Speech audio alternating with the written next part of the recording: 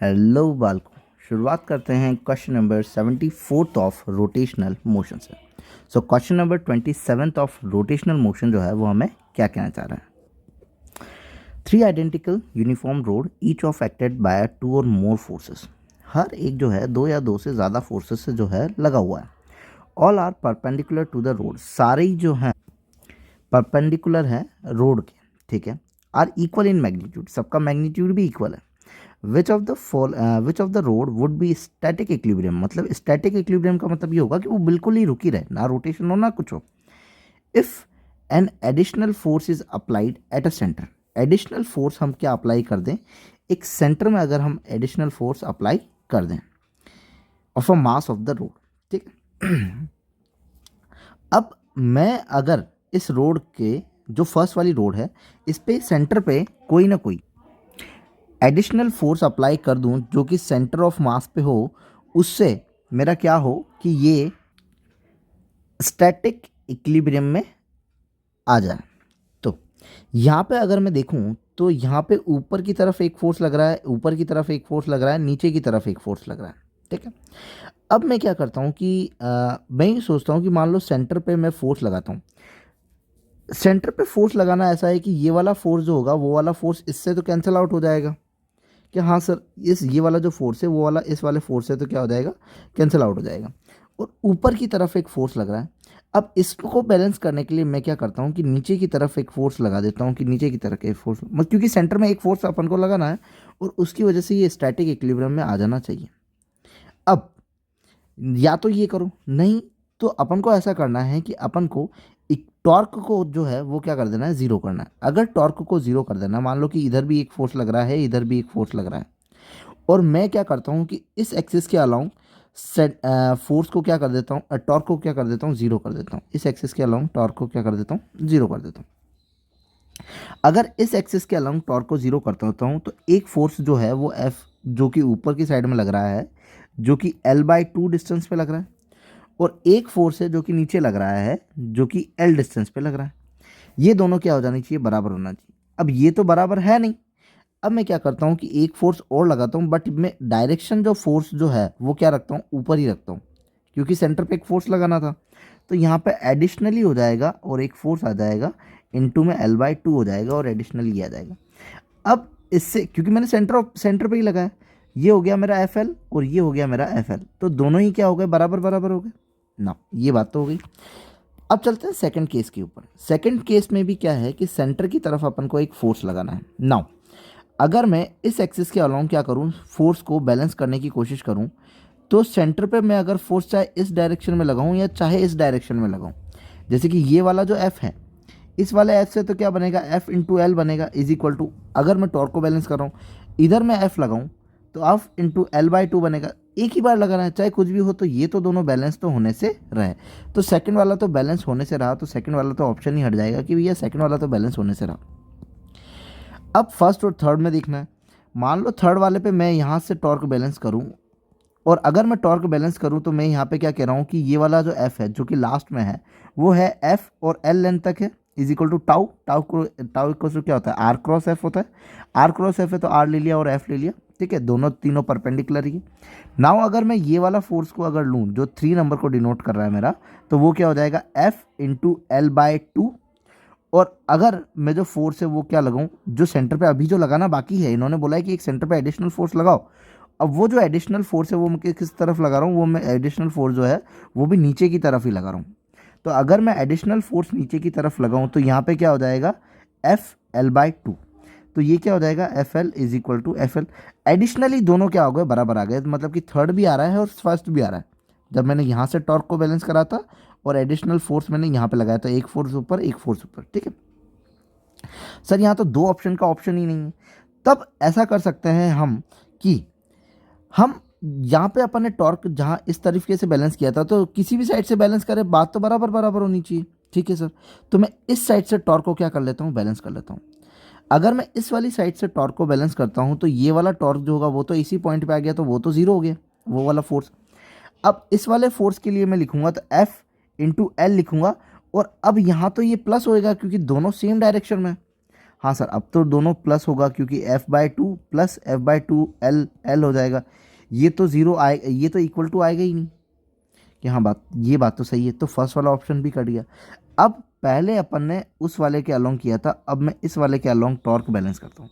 जब मैं इस वाले के अलोंग टॉर्क बैलेंस करता हूँ तब मैं कहता हूँ कि ऊपर की तरफ तो F है, एक F लग रहा है जो कि L है, और वो नीचे लगने वाले F L/2 plus F L/2 के बराबर होगा, तो FL is equal to FL यहाँ आ जाएगा और यहाँ टॉर्क बैलेंस हो जाएगा। तो इसीलिए ऑप्शन नंबर थर्ड जो होगा वो होगा सिर्फ और सिर्फ। स्टैटिक बैलेंस, स्टैटिक इक्विलिब्रियम था, हमको टॉर्क बैलेंस करना था, हमने एक पॉइंट लिया, उसके अलोंग टॉर्क बैलेंस किया। अगर एक पॉइंट के अलोंग टॉर्क बैलेंस है तो दूसरे के अलोंग भी टॉर्क बैलेंस होगा। क्यों? क्योंकि वो स्टैटिक इक्विलिब्रियम के अंदर है। अगर स्टैटिक इक्विलिब्रियम के अंदर रहा तो वो टॉर्क जो होगा उसका ज़ीरो होगा। हाँ, वो बात भी सही। और अपन को क्या लगाना था, सेंटर पे एक फोर्स लगाना था एडिशनली, और वो सेंटर पे अपन ने एडिशनली फोर्स लगा करके देख लिया। क्यों? अलग अलग डायरेक्शन चेंज कर सकते थे, कोई एक डायरेक्शन रखो। अगर एक डायरेक्शन रखने के बाद में चेक कर लो कि क्या है या क्या नहीं है, तो भी अपना ऑप्शन नंबर कौन सा बनेगा? थर्ड ही बनेगा। ओके ना, move to the next. If a ladder is not in a balanced again a smooth vertical wall. मान लो कि ये वर्टिकल वॉल है अपनी, अब वर्टिकल वॉल पे अपना लेडर कुछ इस तरीके से पड़ा हुआ। अब ये जो है स्मूथ वर्टिकल वॉल है। अगर वर्टिकल वॉल स्मूथ हुई, मतलब कि यहाँ से वर्टिकल वॉल स्मूथ हुई, तो जैसे ही लेडर होगा वो तो लेडर क्या कर जाएगा, नीचे गिर जाएगा ऐसे करता हुआ। ये जो लेडर होगा वो क्या कर जाएगा, नीचे गिर जाएगा। तो हम ऐसा क्या करें कि हमारा जो लेडर है वो ना गिरे। एक्चुअली में जैसे जैसे लेडर को तुम झुकाते जाओगे, जैसे कि इस लेडर को कुछ मैंने इस एंगल पे रखा हुआ था, अब मैं ऐसा करता हूँ इस लेडर को कुछ इस तरीके से एंगल से रख लेता हूँ। तो एंगल ऑफ इंक्लिनेशन में जैसे जैसे क्या करता जाऊंगा, कम करता जाऊंगा, गिरने के चांसेस और ज़्यादा बढ़ते जाएंगे। क्या? Ladder is not balance again smooth wall, क्योंकि सेंटर ऑफ मास जो होगा वो क्या कर जाएगा, ये यहाँ पे सिरकता जाएगा। जैसे जैसे सिरकता जाएगा और वो क्या करेगा, फटक से इसको नीचे खींच लेगा, क्योंकि ये वाली वॉल तो है वो तो क्या है, स्मूथ है। अगर मैं एंगल ऑफ इंक्लिनेशन जो है हमारा, जो कि एंगल ऑफ इंक्लिनेशन जो है उसको मैं थोड़ा सा बढ़ा देता हूँ, कि ये वाला जो है लेडर वो मैं कुछ इस तरीके से रख देता हूँ, तो पॉसिबल चांसेस है कि वो क्या हो जाए, रुक जाए। तो increase the angle of inclination, की इंक्लिनेशन के एंगल को अगर मैं बढ़ा देता हूँ तो बात बन सकती है ना। अब आ जाते हैं अपन किसके ऊपर, टॉपलिंग वाले के ऊपर, कि टॉपलिंग वाला क्या कहता है हमें। चलते हैं क्वेश्चन नंबर 76 के ऊपर। और क्वेश्चन नंबर 76 हमें क्या कह रहा है कि if a block shows in the figure is an equilibrium. अब ये ब्लॉक जो है वो एक्चुअली इक्विलिब्रियम है। अब एक्चुअली क्या है कि 76 और 77 जो है वो हमारे टॉपलिंग के ऊपर बेस्ड है। अब टॉपलिंग होता क्या है, टॉपलिंग को एक बार एक्सप्लेन कर देता हूँ। टॉपलिंग में एक्चुअली ये होता है कि मान लो ये अपनी सरफेस है और इस सरफेस पे अपना कहीं ना कहीं अपन ने क्या रखा हुआ है, ब्लॉक रखा हुआ है। मान लेते कि ये लेंथ जो है वो भी हमारी ए है और ये वाली लेंथ जो है वो भी हमारी ए है, और सेंटर ऑफ मास पे कहीं ना कहीं एम जी लग रहा है जो कि नीचे की तरफ लग रहा है, और मैं इस वाली साइड से कोई फोर्स लगा रहा हूँ एफ। अब टॉपलिंग वाले के अंदर ये क्या कर जाता है, टॉपल करता है, स्लाइड नहीं करता है। नहीं करता है, इसका सेंस क्या हुआ, इसका सेंस ये हुआ कि यार अगर मैं इस पर क्या लगाऊँ, फोर्स लगाऊँ, जैसे कि ये जो डायरेक्शन मैंने बता रखी है इस डायरेक्शन में मैं फोर्स लगाऊँ और फ्रिक्शन ना हो, मान लो अगर फ्रिक्शन ना होगा तो वो ये क्या करने लग जाएगा, स्लाइड करने लग जाएगा। ठीक है, तो अब फ्रिक्शन होना ज़रूरी है, यहाँ पे फ्रिक्शन आ जाएगा। अब ये जो फ्रिक्शन होगा वो इस फोर्स को क्या कर लेगा, बैलेंस कर लेगा। ठीक है, अब यहाँ पे क्या होगा, जैसे जैसे हम फोर्स को बढ़ाते जाएंगे, अगर ये फ्रिक्शन से बैलेंस्ड है तो ये इस एक्सिस के मतलब कि इस पॉइंट के अलोंग क्या करेगा, टॉपल करेगा, और वो ऐसे कर करके यूं हो जाएगा और वो ऐसे करके गिर जाएगा। ये ऐसे करके उठने लगेगा और वो इस साइड आकर के क्या कर जाएगा, गिर जाएगा। अब इन केसेस में एक्चुअली होता क्या है, इन केसेस में होता ये है कि अपना जो नॉर्मल फोर्स है वो बैलेंस होता है। जैसे कि अपना जो नॉर्मल है वो कहाँ है, नॉर्मल जो है वो पहले कहाँ लगा हुआ है, नॉर्मल पहले सेंटर ऑफ मास पे ही लगा हुआ है ऐसे। लेकिन जैसे जैसे हम फोर्स बढ़ाते जाते हैं तो नॉर्मल अपनी जगह को चेंज करता है और वो बैलेंस करता है किसको, टॉपलिंग ना होने दे। तो वो अगर नॉर्मल बैलेंस करना है तो नॉर्मल को कहाँ आना पड़ेगा, इस फोर्स के डायरेक्शन के पीछे आना पड़ेगा इसको बैलेंस। क्यों सर, अगर वो यहाँ रहा तो ये भी अपर डायरेक्शन के अंदर है, तो अपर डायरेक्शन अंदर होगा तो जल्दी टॉपल कर जाएगा। इसीलिए ये क्या रहता है, पीछे की तरफ क्या करता है, सिरकता है। मतलब कि नॉर्मल जो होता है वो अपने आप को बैलेंस करता है और वो बताता है कि कहाँ मतलब कि टॉपल होने से रोकता है। अब अगर ये नॉर्मल होता होता कहाँ तक आ सकता है भाई, नॉर्मल अपने इस वाली लाइन तक आ सकता है और बाहर थोड़ी ना जा सकता है नॉर्मल, कि हाँ बात तो सही है। तो नॉर्मल कहाँ आ सकता है, वहाँ तक कोने तक आ सकता है और ये टॉपलिंग को क्या कर सकता है, टॉपलिंग होने से बचा सकता है। तो देखते हैं, if the block is the figure is an equilibrium under the action of external force, इस एक्सटर्नल फोर्स के एक्शन में क्या है, बैलेंस्ड है, then the choose the correct free body diagram.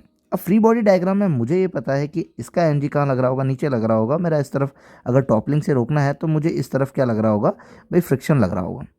अब जैसे जैसे ये फोर्स लगता जा रहा है तो सबसे पहले शुरुआत में तो मेरा नॉर्मल यहाँ था, अब मेरा नॉर्मल क्या करता रहेगा, सिरकता रहेगा।